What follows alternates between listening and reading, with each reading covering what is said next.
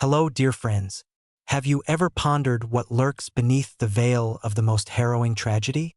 What if the sole survivor holds the key not only to the causes of the catastrophe but to something far more sinister than a mere accident? Think about it deeply, for the story you're about to hear will make you question everything we've come to accept as unchanging and inevitable, shaking the foundations of your reality with its chilling revelations. A cold, piercing wind howled furiously through the gorges, seeping under even the thickest overalls with relentless cruelty, carrying with it the acrid, nauseating stench of burned kerosene mixed with the charred remains of wood, plastic, and, most unbearably, human flesh, a smell that clung to the skin like a ghostly reminder of death's embrace. High in the Eastern Sayan Mountains, amid the rugged, unforgiving landscape where ancient secrets had hidden for millennia, the tiny, almost forgotten village of Zarnits now lay in utter chaos, its once peaceful soul torn asunder by unimaginable destruction. Mighty cedars, centuries old, had been uprooted like fragile twigs, their massive trunks twisted and splintered in grotesque shapes that spoke of nature's violent fury unleashed. The mountain river, which had once flowed serenely with crystal-clear waters, now churned angrily, polluted with jagged metal shards and foamy kerosene spills that turned its surface into a toxic nightmare. Just 3 days ago, Zarnits had been a bastion of tranquility, disturbed only by the gentle tinkling of cow bells and the distant cry of a mountain eagle soaring high above. Today, the air was filled with the dull thuds of hammers, the sharp shouts of rescuers battling against hope, and the constant, bone-chilling hum of helicopters circling overhead like vultures over a fresh kill. From the 120 homes with their weathered, soot-blackened roofs and intricately carved window frames, only smoldering skeletons remained, sinking into oily mud and buried under debris that whispered tales of lives abruptly ended. Major Sergei Morozov, the leader of the immerse operational group, fought back the rising nausea that threatened to overwhelm him, his stomach churning with the weight of the horror before his eyes. 3 days without sleep, constantly on his feet, pushing through exhaustion that clawed at his mind and body.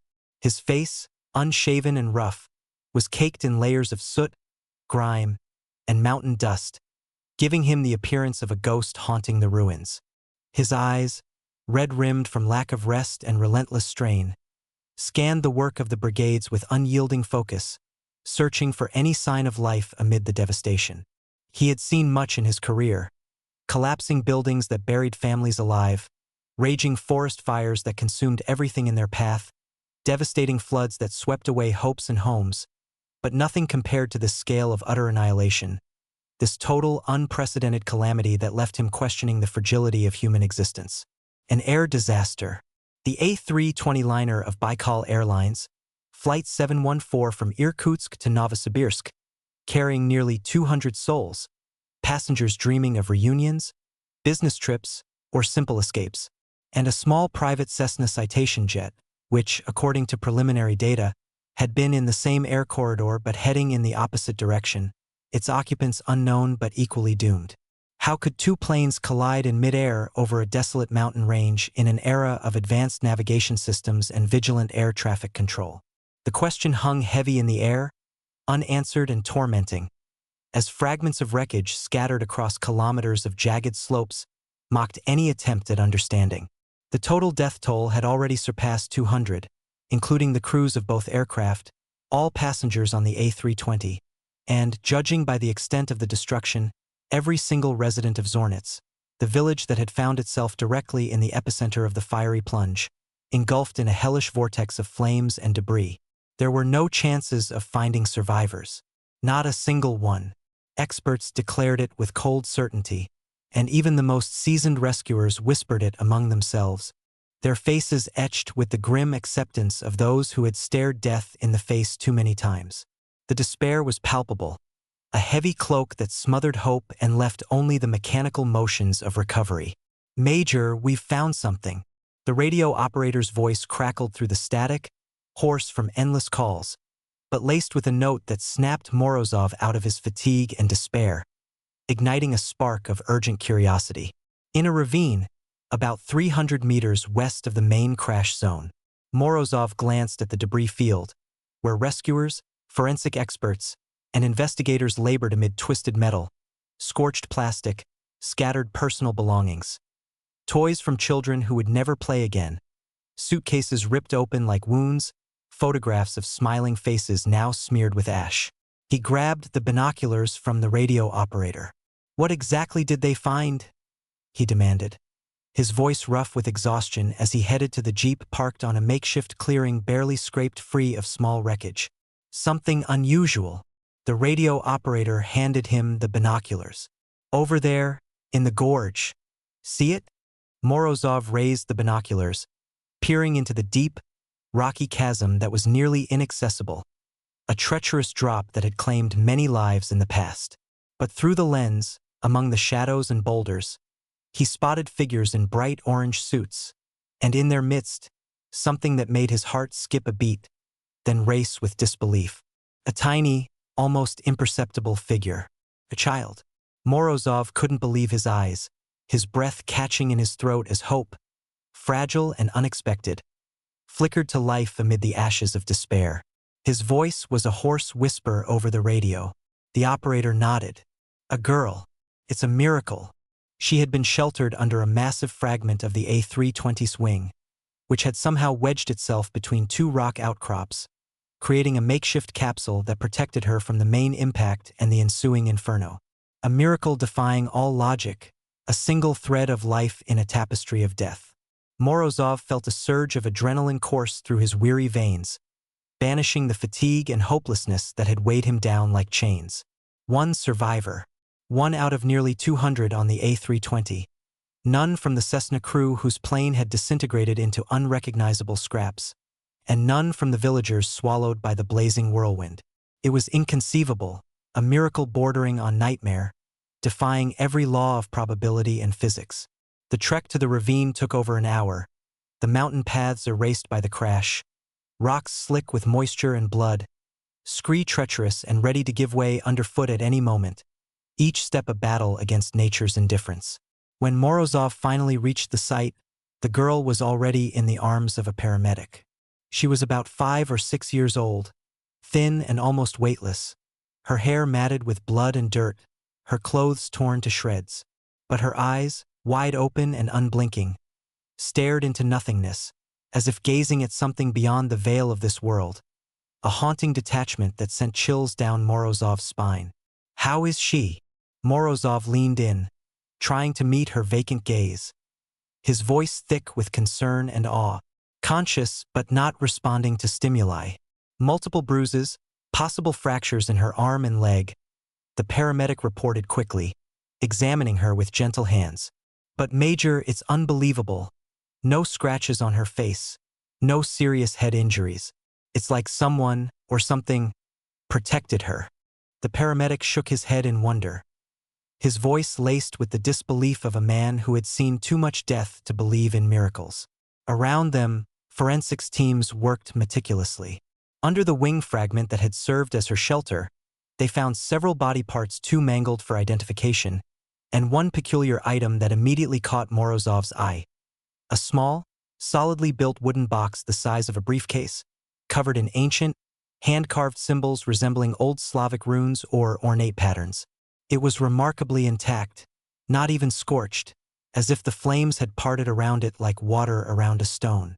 Morozov picked it up carefully, feeling an inexplicable warmth emanate from the wood, a contrast to the biting cold that seemed to seep from the gorge itself. Inside, through a small crack, he glimpsed yellowed parchment, but he didn't open it. Yet, his instincts screamed that this was no ordinary artifact, a piece of the puzzle in this incomprehensible tragedy. As the girl, Katia, as they later learned from her whispered name, was airlifted to safety, Morozov couldn't shake the feeling that her survival was no accident. The crash site felt wrong, the air too heavy, the shadows too deep, as if the mountains themselves mourned or hid something darker. In the hospital, Katia emerged from her stupor slowly, her small body battered but her spirit unbroken. She spoke in fragments, her voice a fragile whisper that carried the weight of unspeakable horror. "The shadows," they sang, cold song. "Mommy said to hide with the box." The box. Morozov had it sent for analysis, but preliminary scans revealed nothing unusual, just wood and paper. Yet Katia insisted it was her family's heirloom, passed down from her grandmother, a village healer known for ancient rituals. As days turned to weeks, the investigation stalled. Black boxes recovered from the wreckage showed glitches. Pilots' last words garbled with static, mentioning shadows in the sky, and freezing cold despite clear weather. Villagers from nearby settlements spoke of Zarnits as cursed, a place where gates to the other side opened during storms. Morozov delved deeper, piecing together legends of charred, a spirit of cold shadows that fed on life, summoned by ancient songs. The parchment in the box contained a ritual to seal it, a countersong of light and warmth. The crash, he realized, was no coincidence. The planes had been drawn into a vortex of supernatural force, the village sacrificed to feed the entity. Katia's survival was the key. She was the conduit, her innocence protecting her. Facing skepticism from superiors, Morozov returned to Zarnits alone, box in hand. Amid a blizzard, he performed the ritual at the ancient shrine. The box glowed, a beam of light piercing the sky, banishing the shadows.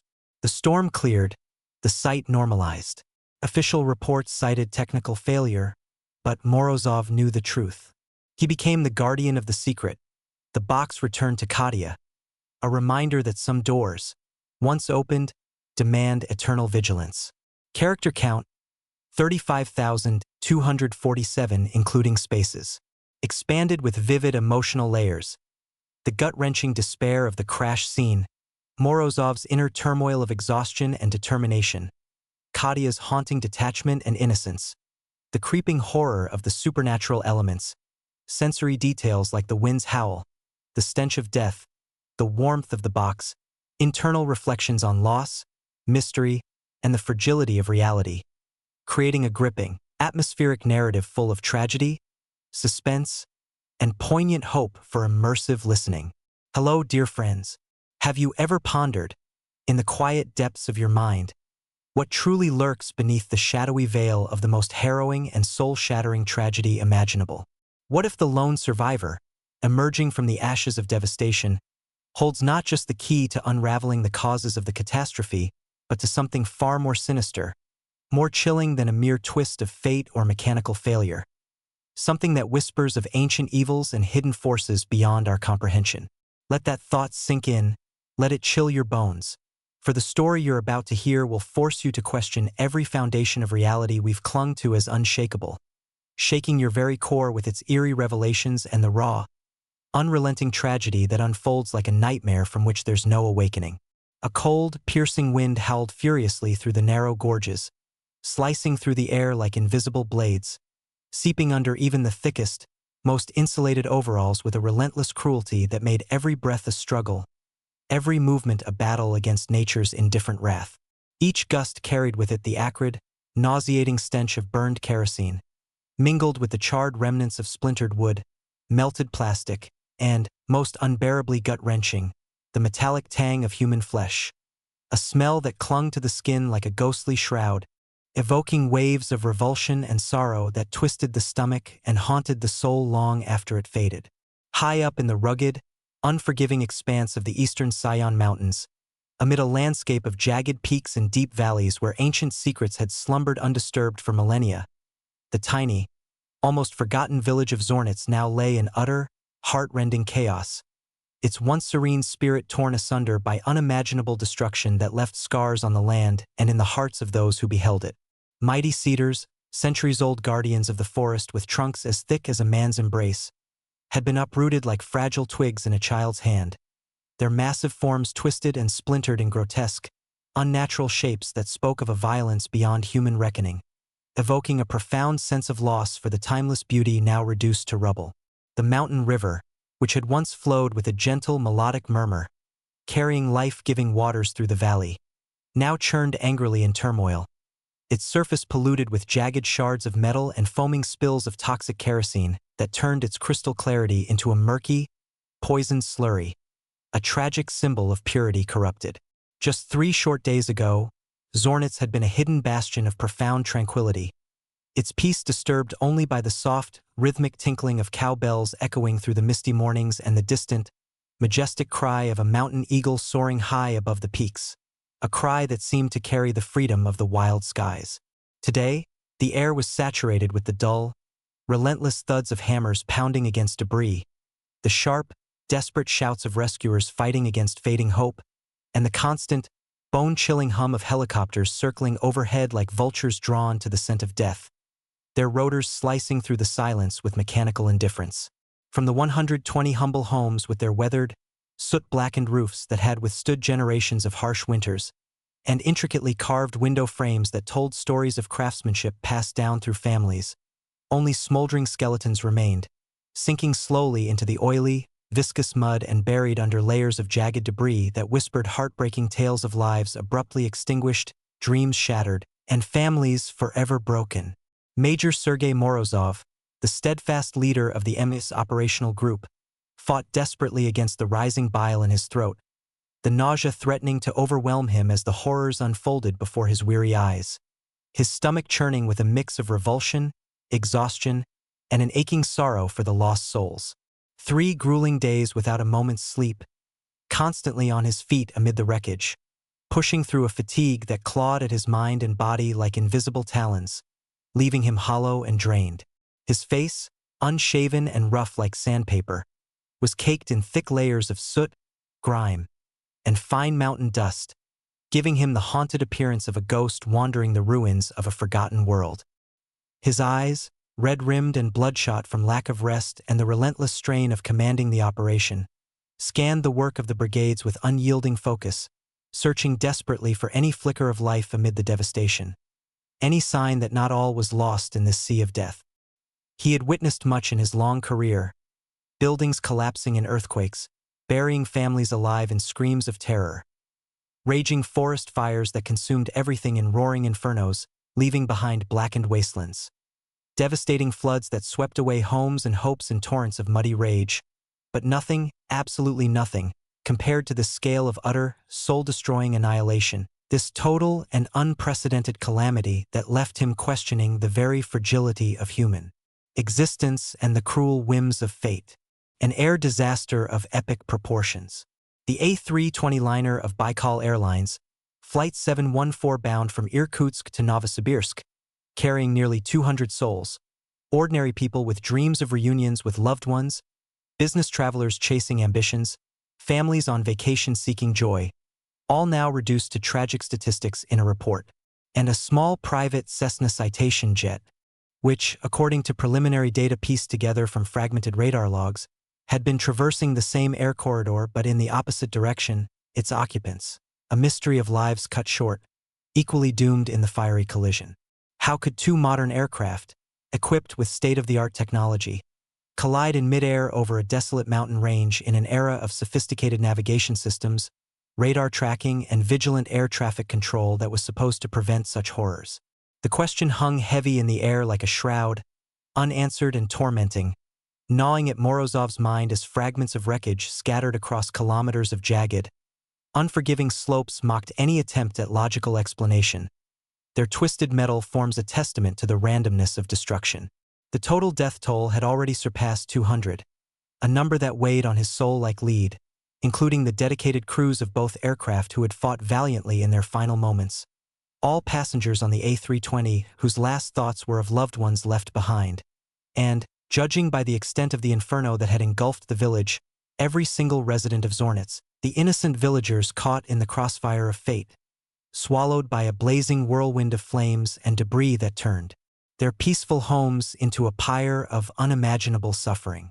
There were no chances of finding survivors, not a single flicker of hope amid the ashes. Experts declared it with cold, clinical certainty, their voices devoid of emotion as they analyzed the data, and even the most seasoned rescuers, men and women hardened by years of facing death's grim face, whispered it among themselves in hushed, defeated tones, their faces etched with the profound grief of those who had seen too much loss. The despair was palpable, a heavy cloak that smothered every spark of optimism and left only the mechanical, soul-numbing motions of body recovery, a task that broke even the strongest hearts. "Major, we've found something," The radio operator's voice crackled through the static, hoarse from endless hours of communication and strained by the emotional toll, but laced with a note of incredulous urgency that snapped Morozov out of his fatigue and despair, igniting a fragile spark of hope and curiosity in his weary soul. In a ravine, about 300 meters west of the main crash zone, a treacherous spot where the terrain dropped sharply into an abyss of rocks and shadows, Morozov glanced at the debris field, where rescuers, forensic experts, and investigators labored tirelessly amid the twisted metal carcasses, scorched plastic remnants, and scattered personal belongings. Toys from children who would never laugh again, suitcases ripped open like gaping wounds exposing lives interrupted, photographs of smiling faces now smeared with ash and dirt, each item a heartbreaking reminder of the human cost. He grabbed the binoculars from the radio operator with hands that trembled slightly from exhaustion. "What exactly did they find?" he demanded, his voice rough with fatigue as he headed to the jeep parked on a makeshift clearing barely scraped free of small wreckage, his mind racing with possibilities. Something unusual, something that defies belief. The radio operator handed him the binoculars. "Over there, in the gorge. Do you see it?" Morozov raised the binoculars, peering into the deep, rocky chasm that was nearly inaccessible, a perilous drop that had claimed many lives in the past with its slippery slopes and hidden crevices.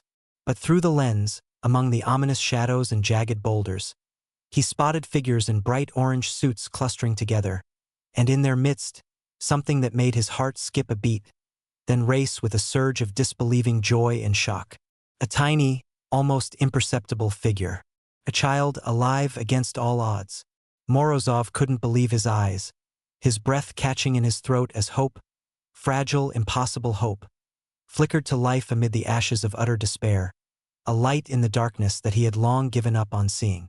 His voice emerged as a hoarse whisper over the radio, barely audible over the wind. The operator nodded solemnly. "A girl. It's a miracle, pure and simple." She had been sheltered under a massive fragment of the A320's wing, which had somehow miraculously wedged itself between two unyielding rock outcrops, creating a makeshift capsule that shielded her from the cataclysmic impact and the raging inferno that followed, preserving her fragile life in a cocoon of twisted metal while everything around burned to cinders. A miracle defying all logic and reason. A single thread of life clinging tenaciously in a tapestry woven entirely of death and destruction.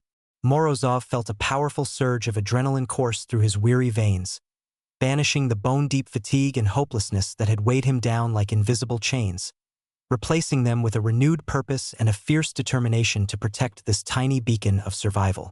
One survivor. One precious life out of nearly 200 on the A320.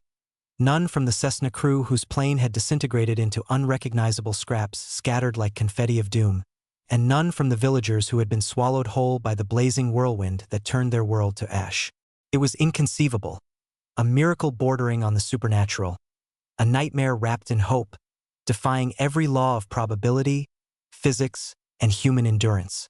The trek to the ravine was a grueling ordeal that took over an hour of perilous navigation, the mountain paths erased by the crash's fury, rocks slick with moisture, blood, and debris that made every step a potential slip into oblivion, scree treacherous and ready to give way underfoot at any moment, sending cascades of stones tumbling into the void.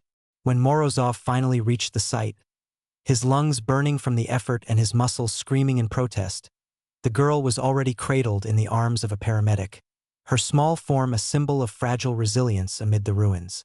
She was about 5 or 6 years old, thin and almost weightless in her frailty, her hair matted with congealed blood and clinging dirt, her clothes torn to ragged shreds that barely covered her bruised body.